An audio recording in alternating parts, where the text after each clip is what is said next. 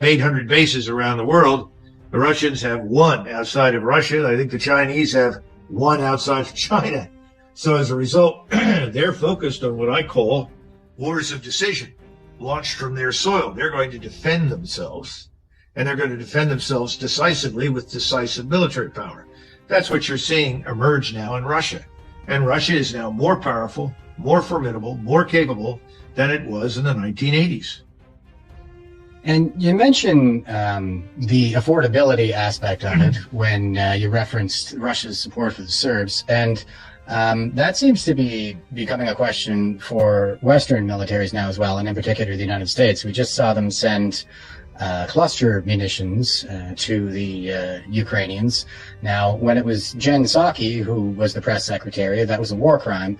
But now that it's Cringe Jean-Pierre, it seems that it's not. So, yeah, and why all of a sudden the 180 on that? Well, I think it's pretty clear that we're running out of conventional artillery ammunition.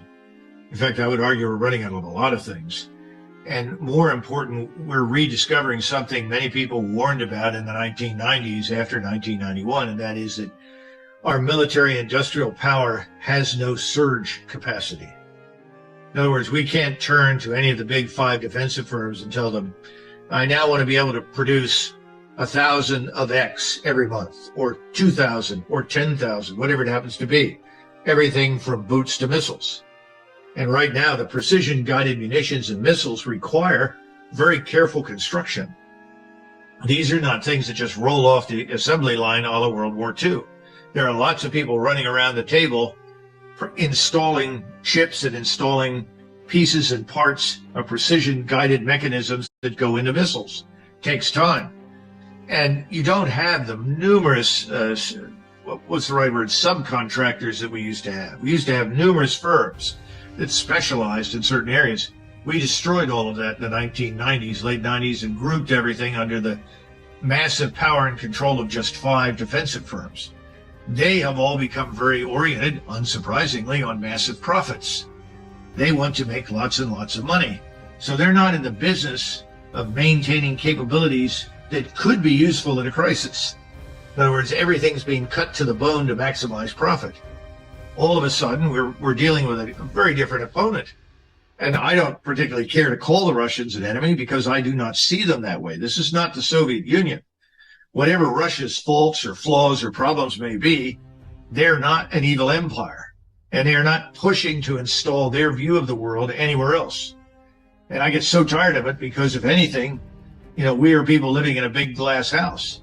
And what we have is hardly perfection or utopia. I'm not saying, well, America or Canada are bad. That's not my point. My point is that we've been hypocrites for far too long. And that's part of the cluster bomb effect. It's not just we're running out of ammunition, so we'll send them whatever we've got. But any time we've taken a stand that we alleged was moral, what's happened? We've abandoned it. We've established multiple red lines, and when those are crossed, we walk back and establish another new red line. Everything is an exercise in hypocrisy. And I think this hypocritical approach is going to be exposed here in the months that lie ahead, because the Russians are not playing those games. The Russians are in this to win.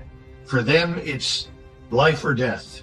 For us, this is treated in the United States as almost a hobby. But there are no American soldiers about to enter Ukraine. And every time that comes up for discussion, we listen to Mr. Biden say, oh, no, that won't happen. Now, for those of us that lived through the 1960s with Lyndon Johnson, who promised everybody in 1965, I will not send any American boys over to fight in a place called Vietnam when Vietnamese boys ought to be doing the fighting. And what happened? FDR said, I will not send American boys to Europe to die in another European war. What happened? So we're suspicious, but I think as badly misguided and corrupt as this current government is, they're still smart enough to understand that's the path to total destruction. Drag us into a direct confrontation with Russia. The American people will never support it, and we can't sustain it. Yeah, and you mentioned a little bit about there, the United States in particular is pretty much running out of ammunition, and we have the same problem here in Canada as well. We've sent all kinds of munitions over there to Ukraine. There's no talk about committing troops or anything like that. A lot of it is in the periphery. Like, we'll send folks to Latvia, which I'm pretty sure Vladimir Putin is going to interpret as another chessboard, or another piece on the chessboard moving into place. Probably doesn't send the right signal. But at the same time, concurrent to that, we have China doing a lot of exercises around a Taiwan invasion. So is the West, the United States, even in a position to defend Taiwan if something like that were to go down? No.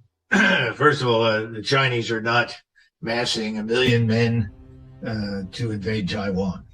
That's not happening. What's happening is as follows.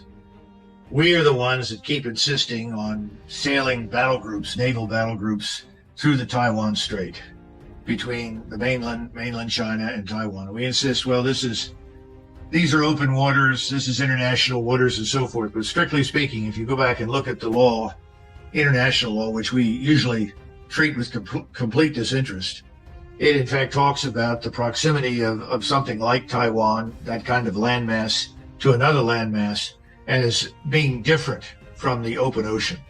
And it can be interpreted as a threatening act militarily towards China. And indeed, I would argue that's what it is. We sail up and down there with the obvious goal of provoking China. Well, we're successful. I keep waiting for the Chinese to sail all sorts of things up and down the west coast of the United States. Or more important, perhaps the Russians and the Chinese and anybody else who wants to join them sail into the Caribbean.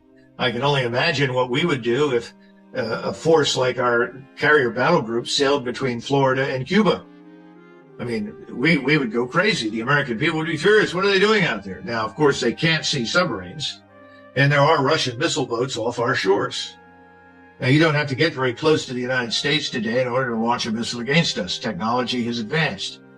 But those things are definitely out there, and Americans don't seem to understand that if we provoke a war with China or Russia, that war will reach us. We're not going to sit here in splendid isolation while everybody else is consumed with destruction. That destruction will visit us. We also don't understand that the Russians in particular, they can escalate horizontally. They can create trouble for us on the Korean Peninsula.